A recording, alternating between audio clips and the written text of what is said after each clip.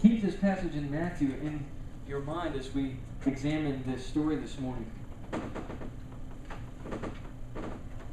Well, once again, I want to welcome you here to Graefenburg. Welcome to all those who are watching online. This is the end.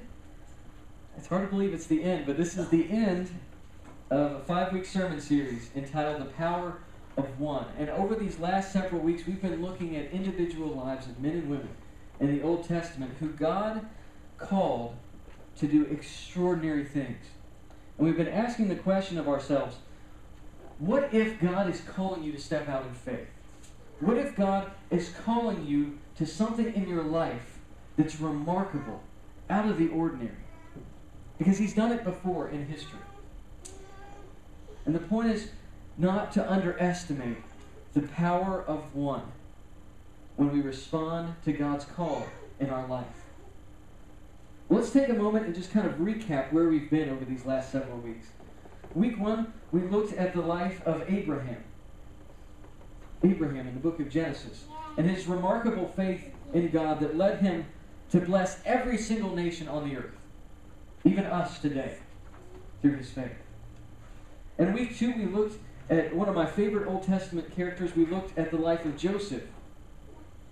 And his great integrity in the face of just insurmountable odds. His great integrity that kept him from compromising his God-given dreams, no matter what came his way.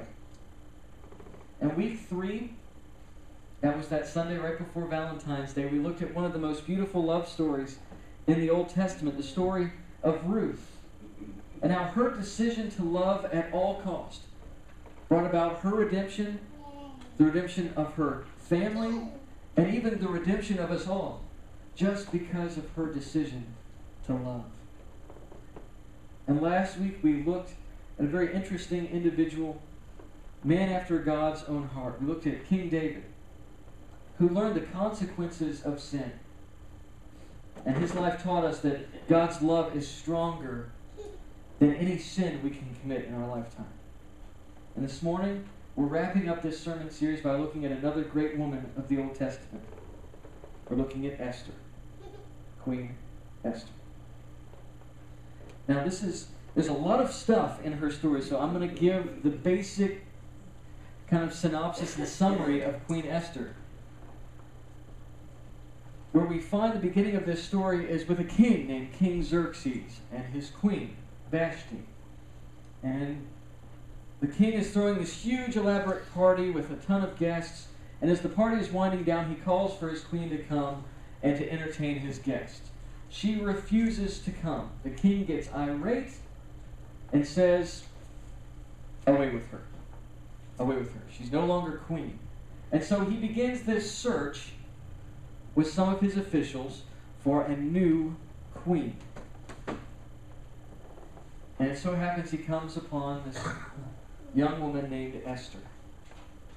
Esther, who is in the care of what would be equivalent to like an uncle named Mordecai. She had no father, no mother. They had passed away. And Mordecai was taking care of her as though she was his own daughter.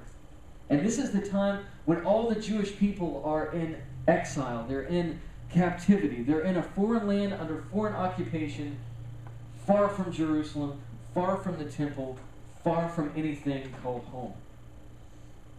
And so King Xerxes takes a liking to Esther, and she becomes his queen.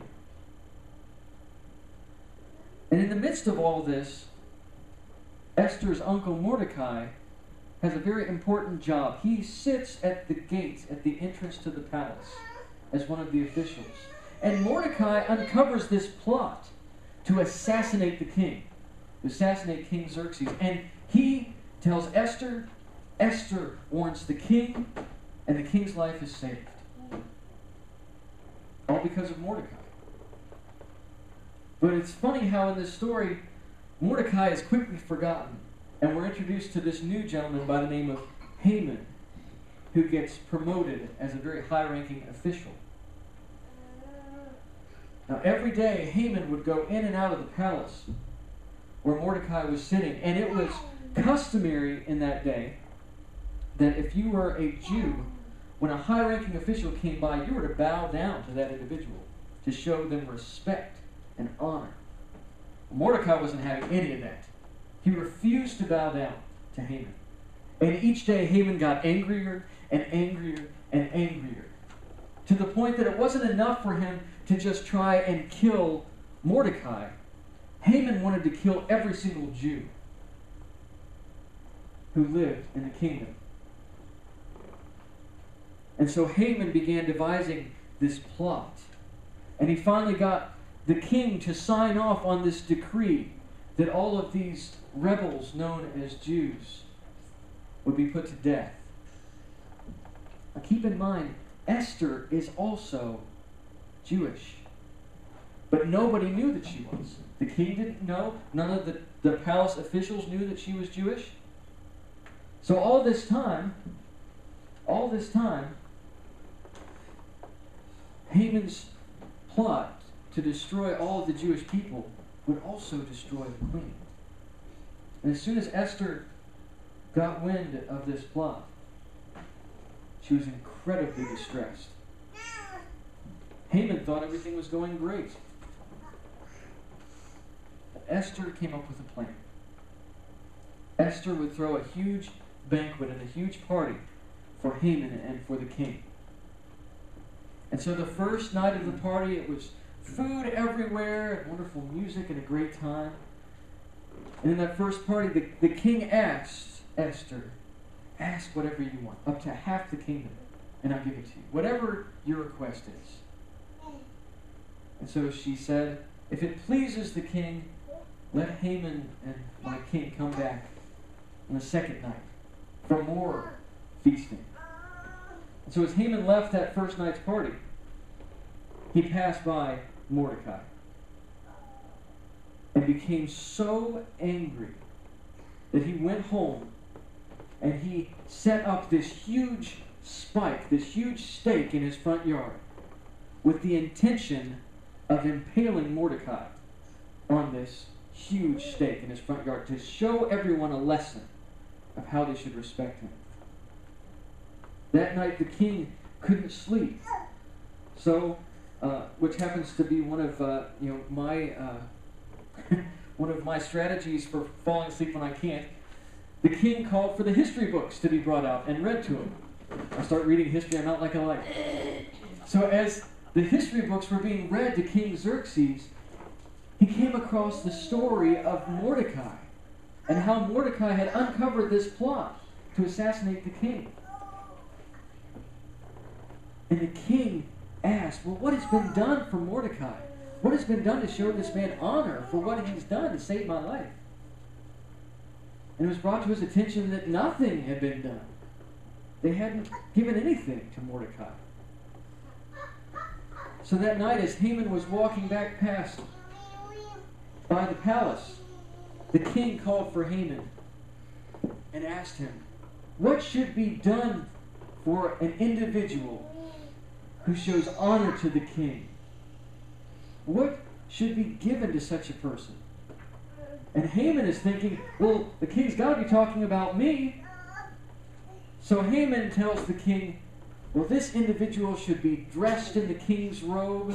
He should be paraded through the streets of town on one of the king's horses. And it should be shouted from the rooftops that this is what happens for someone who honors the king. King Xerxes thought it was a great plan. And he told Haman, great, Go get Mordecai and do everything you just said, and lead him through the streets on a horse. So there goes Haman through the streets of the town, leading Mordecai in a place of honor. And he was so ashamed, the scripture tells us, that he went home and the equivalent in scripture is like practically hiding under his bed when he got home. He was so ashamed. And the next day when he came back to the palace for the feast, everything was going great. A wonderful time. And once again, the king asks Esther, ask whatever you want of me, up to half of the kingdom, and I'll give it to you. And that's where we find her petition. What you heard read this morning.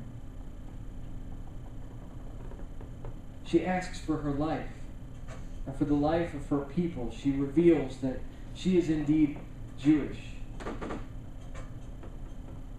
And then she identifies Haman as the one responsible.